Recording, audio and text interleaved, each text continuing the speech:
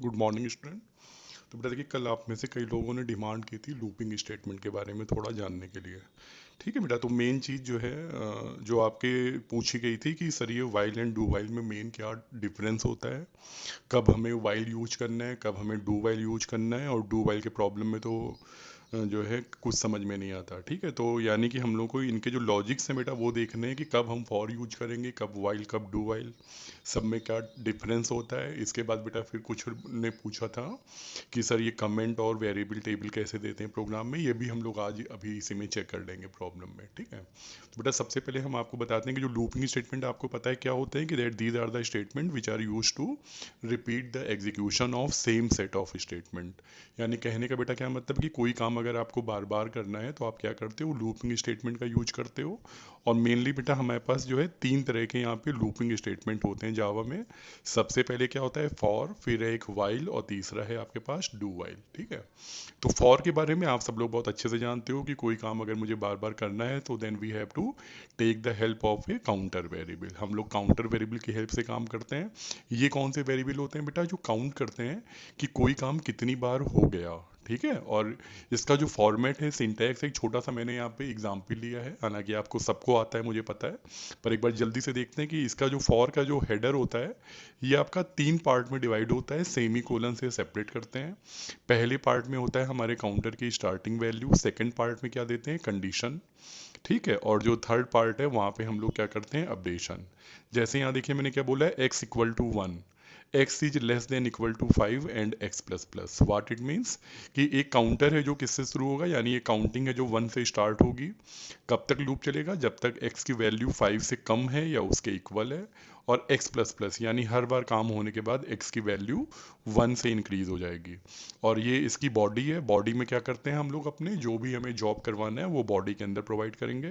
तो जैसे यहाँ पे मैंने कहा कि मुझे फाइव टाइम हेलो प्रिंट करना है, तो बेटा मैंने एक लूप चला दिया एक्स का वन से लेके फाइव तक, और यहाँ पे हेलो अंदर बोल दिया, system dot out dot print l n hello x.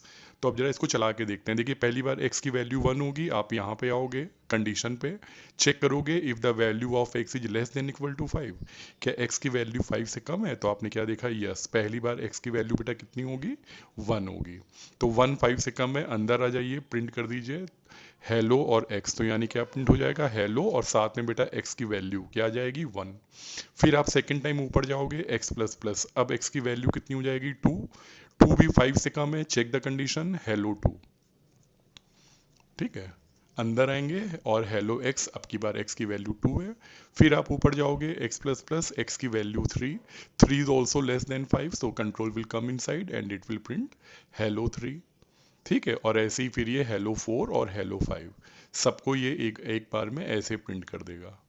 ठीक, तो बेटा इसके बाद जब आपका फाइव टाइम जब हेलो प्रिंट हो गया, और फिर अब आप ऊपर जाओगे हेलो प्लस प्लस, अब एक्स की वैल्यू कितनी हो जाएगी, सिक्स हो जाएगी। ठीक है, अब जरा चेक करिए कंडीशन, क्या सिक्स फाइव से कम है, नो, इक्वल है, नो। तो अब आपकी ये जो कंडीशन है रॉन्ग हो जाएगी और लूप आपका टर्मिनेट हो जाएगा, कंट्रोल फॉर से आगे बढ़ जाएगा। तो आपने देखा बेटा फाइव टाइम मैंने हेलो प्रिंट किया।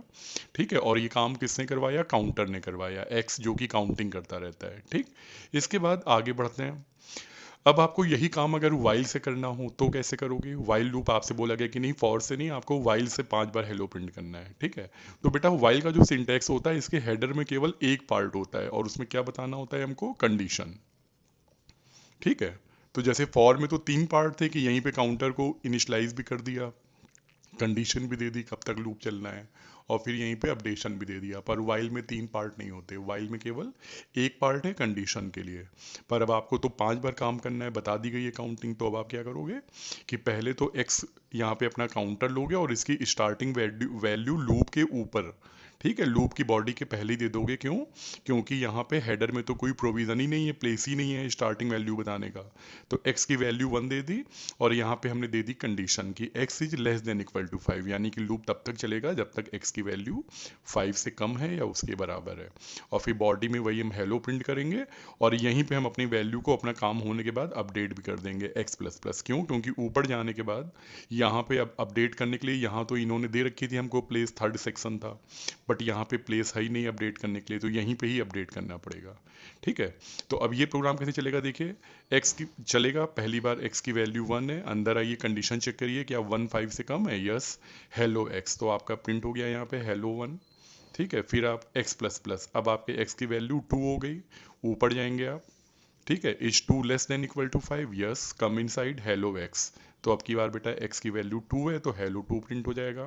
फिर इसके बाद आगे बढ़िए x प्लस प्लस, अब x की वैल्यू 3 हो जाएगी, अब ऊपर जाओगे आप, 3 भी 5 से कम है तो हेलो 3 प्रिंट हो जाएगा, और ऐसे ही बेटा हर बार एक एक ये इंक्रीज करता रहेगा, और हेलो 4 हेलो 5 सब प्रिंट कर देगा। ठीक है, जब बेटा लास्ट में जब इसने सपोज हेलो 5 प्रिंट किया, अब इसके बाद x प्लस प्लस, अब x की वैल्यू कितनी हो जाएगी 6, ऊपर जाओगे आप, क्या x यानी 6 5 से कम है, नो, इक्वल है, नो, तो यहीं पे लूप आपका टर्मिनेट हो जाएगा और आप बाहर आ जाएंगे। ठीक है, तो ये बेटा वर्किंग था किसका, वाइल का था।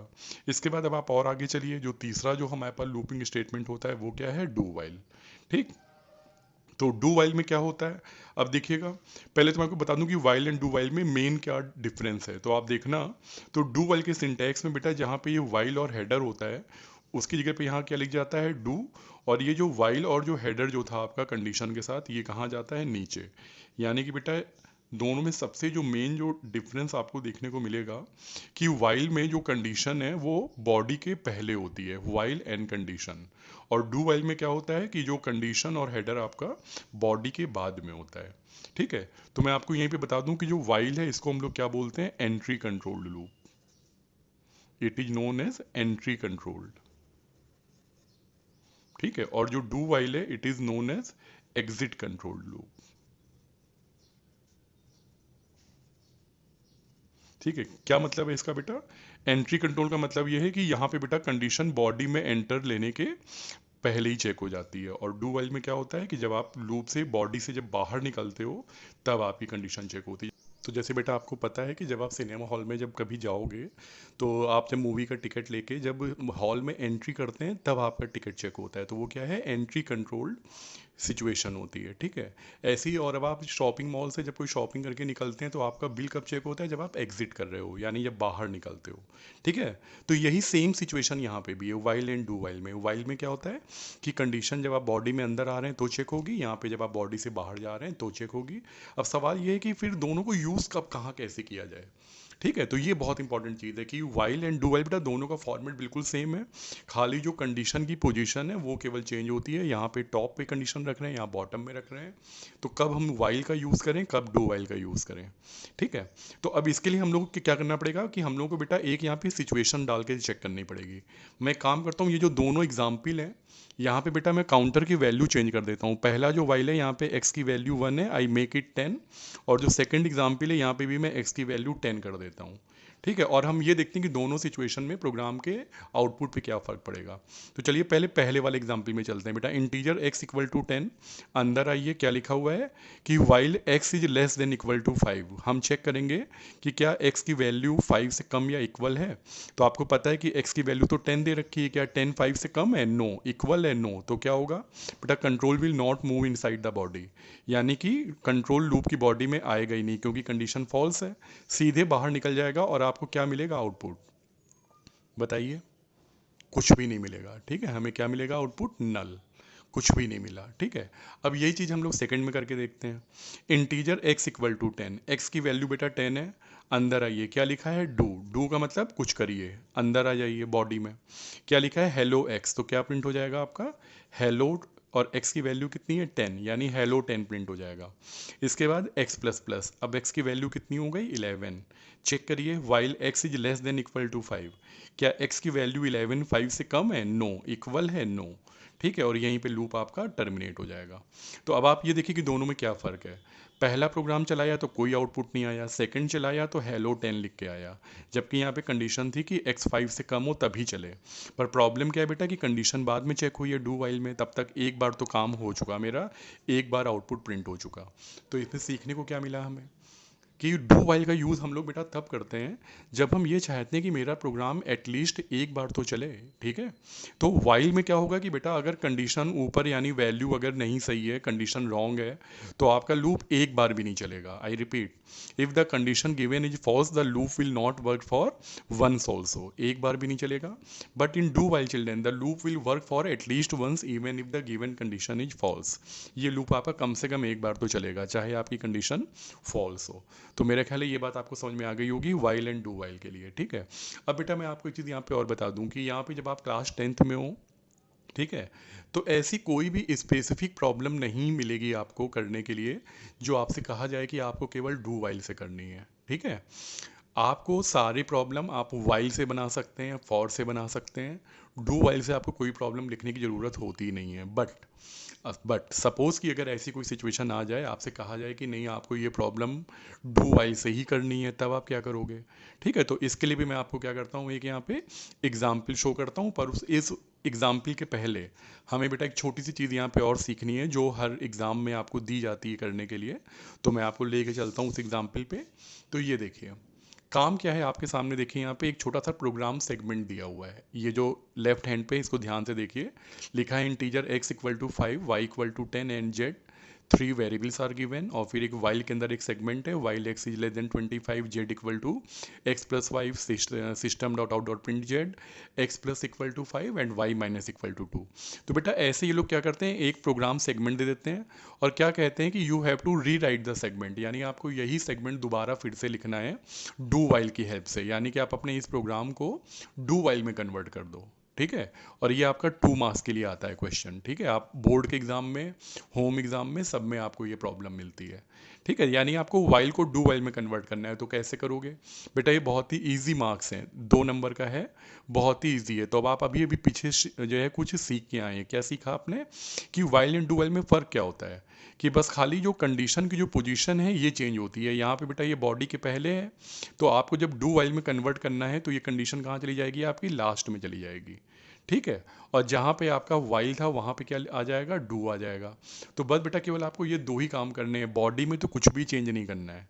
ठीक है, ऊपर आपने लिख दिया डू और ये while x is less than equal to 25 नीचे आ गया और बस ये आपका प्रोग्राम हो गया। यानी वाइल वाले प्रोग्राम को आपने डू वाइल में कन्वर्ट कर दिया। सही है ना? तो अगर आपको कोई प्रोग्राम अगर दे ही दिया जाए कि नहीं आपको डू वाइल से बनाना है, तो आप क्या करोगे, उसको आराम से पहले वाइल से बना लो अगर आपको वाइल समझ में आता है, और बस खाली उसमें क्या करना है, जो कंडीशन है उसको उठा के नीचे कर दिया और ऊपर डू लिख दिया बॉडी के पहले, वही प्रोग्राम आपका डू वाइल में बन जाएगा। सही है ना?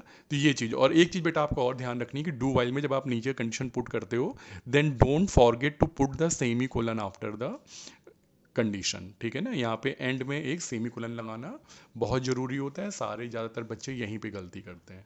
ठीक है, इसके बाद बेटा फिर मैं अब आपको एक छोटा सा यहाँ पे प्रोग्राम सेगमेंट भी लिख के दिखा रहा हूँ कि कैसे आप लोग जो है कर सकते हैं कि कोई प्रॉब्लम है उसको आपको जो वाइल से दी गई है, ठीक है, और आपको से ये बोल दिया गया कि नहीं इसको आप डू वाइल से ही करके दिखाइए।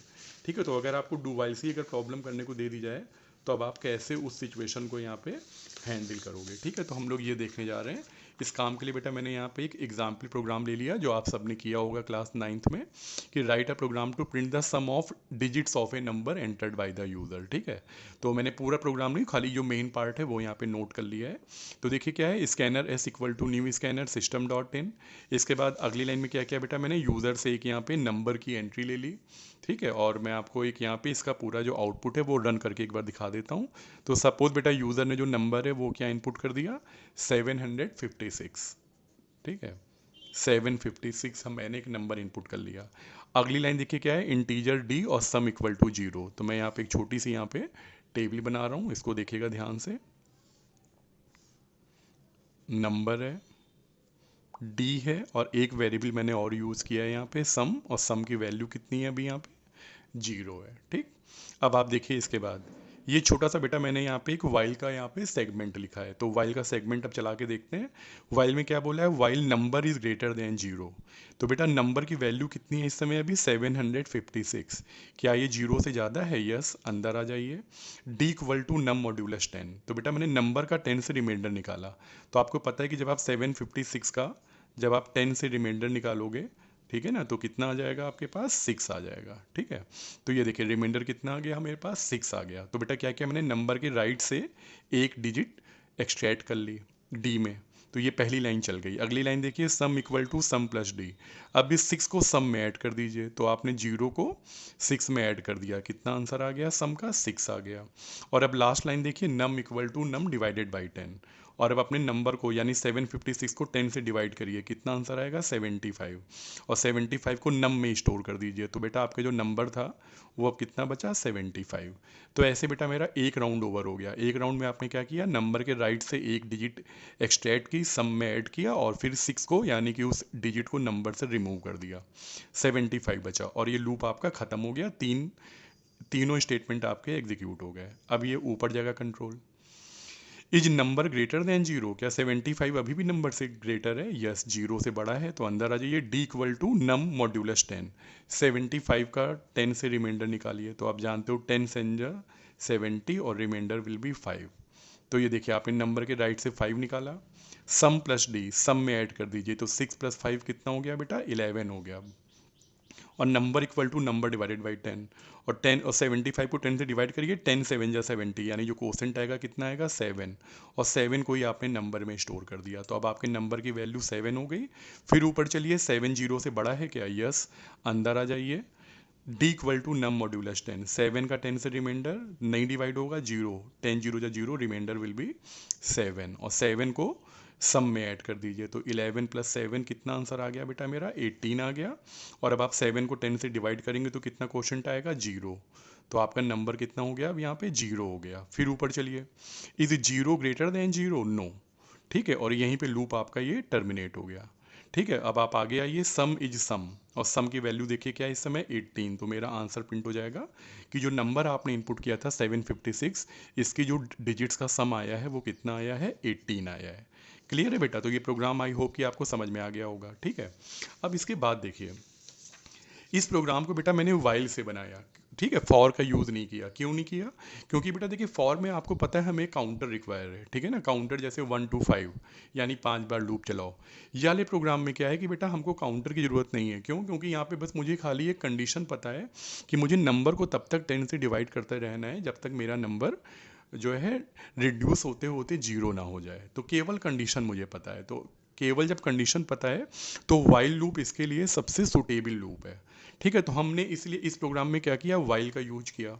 ठीक है, बट लेकिन बेटा जो पूछा था मुझसे किसी बच्चे ने कि सर मुझे डू वाइल के प्रोग्राम में प्रॉब्लम है, तो अब सपोज कि यही प्रॉब्लम अब आपसे बोल दी जाए कि नहीं आपको डू वाइल से बनानी है, वाइल नहीं यूज करना है, तो अब आप क्या करोगे। तो आपके सामने देखिए पूरा प्रोग्राम लिखा हुआ है वाइल में, तो अब आप बस खाली क्या करने वाले हैं कि बेटा इसको डू वाइल में कन्वर्ट करना है। तो आप क्या करोगे, ये जो वाइल वाली जो लाइन है ऊपर वाली वो क्या करोगे, नीचे शिफ्ट कर दोगे, यानी कि वाइल यहाँ पे आ जाएगा, है ना, while num is greater than 0, ये आ गया नीचे।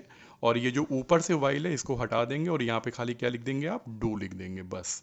ठीक है, और यही प्रोग्राम आपका किस में कन्वर्ट हो गया, डू वाइल में कन्वर्ट हो गया। तो मेरा ख्याल है कि अब आपको ये चीज़ यहाँ पे क्लियर हो गई होगी, समझ में आ गया होगा। ठीक है, इसके बाद बेटा फिर किसी एक ने कल और किसी बच्चे ने पूछा था ग्रुप में कि सर ये वेरिएबल टेबल और कमेंट कैसे देते हैं। तो बेटा देखिए यहाँ पे जो वेरिएबल टेबल के लिए क्या करना होता है, आपको अपने प्रोग्राम के लास्ट में जाके एक 3 कॉलम की टेबल बनानी है। ठीक है, 3 कॉलम की टेबल में आपके 3 लेबल होंगे। पहला लेबल क्या है, नेम, इसमें आप क्या करने वाले हो, आपने अपने पूरे प्रोग्राम में जितने भी वेरिएबल यूज़ किए हैं इनका नेम बता दीजिए। तो आप जानते हो मैंने अपने पूरे प्रोग्राम में 3 वेरिएबल यूज किए हैं, नम, डी और सम। तो बेटा मैंने इनकी यहाँ पे लिस्ट बना के नोट कर लिया। अगला जो कॉलम है वो क्या है आपका टाइप, यानी कि वो किस टाइप के हैं, इंटीजर, कैरेक्टर, डबल। तो यहाँ पे तीनों ही आपके इंटीजर हैं, तो इंटीजर इंटीजर इंटीजर। और तीसरा कॉलम होता है पर्पस या यूज़, क्यों यूज़ कर रहे हो। तो जैसे पहला वेरिएबल नम प्रोग्राम में क्यों यूज़ किया है, to store the number. D को क्यों यूज किया है, to store the extracted digits, जो हम अब डिजिट एक्सट्रैक्ट कर रहे हैं नंबर से उनको हम डी में स्टोर कर रहे हैं। और सम को क्यों यूज किया है, to find the sum of all the digits, तो टू स्टोर द सम। ठीक है, तो ऐसे 3 कॉलम में आप अपनी वेरिएबल टेबल बना दोगे। और फिर इसके बाद आता है कमेंट, ठीक है ना, कि कमेंट कैसे देते हैं। तो बेटा आप अपने प्रोग्राम में अपने 3-4 जगह कुछ मेन जो एरियाज हैं वहाँ पे कमेंट ऐसे डबल फॉरवर्ड स्लैश दे के बता सकते हैं कि उस लाइन में क्या हो रहा है। जैसे देखिए पहली लाइन है इंटीजर नम, ठीक है, equal to s dot next I N T, तो मैंने बता दिया कि ये यहाँ पे क्या हो रहा है, टू इनपुट द नंबर, ठीक है ना। हम यहाँ पे क्या कर रहे हैं, एक नंबर की एंट्री ले रहे हैं। यहाँ पे डी और सम इक्वल टू 0, यहाँ पे क्या कर रहे हो आप, declaring the variables.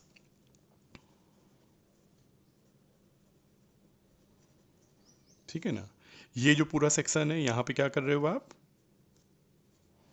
To extract the digits.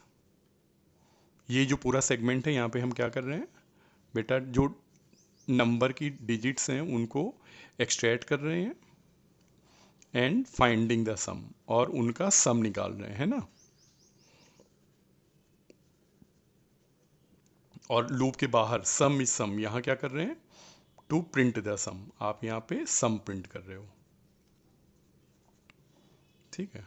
तो ऐसे बेटा मैंने अपने प्रोग्राम में क्या किया, 3-4 जगह जो है कमेंट्स प्रोवाइड कर दिए। ठीक है। तो डबल फॉरवर्ड स्लैश से आप क्या करोगे, अपने प्रोग्राम के बगल में कुछ जो मेन एरियाज हैं, तो मतलब कोशिश करिए कि कम से कम 4 कमेंट या 5 कमेंट, ठीक है, इतने कमेंट आप दे दो। हर एक लाइन के आगे कमेंट देने की कोई ज़रूरत नहीं है। और सबसे इंपॉर्टेंट चीज़ बेटा, कि आपको अपने प्रोग्राम में क्लास 10th में होम एग्ज़ाम में या बोर्ड एग्ज़ाम में, ठीक है, आपको पता है कि प्रोग्राम के साथ में कमेंट या वेरिएबल टेबल बनानी होती है।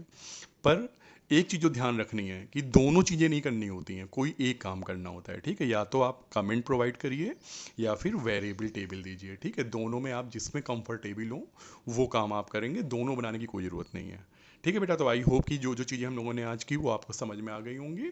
ठीक है। ऐसे आप अपनी जो और प्रॉब्लम हो आप अपने उसी टेलीग्राम वाले ग्रुप में पोस्ट करेंगे, और मैं इसके लिए वीडियो बना के आपकी हेल्प करने की पूरी कोशिश करूँगा। ठीक है। चलिए, थैंक यू वेरी मच।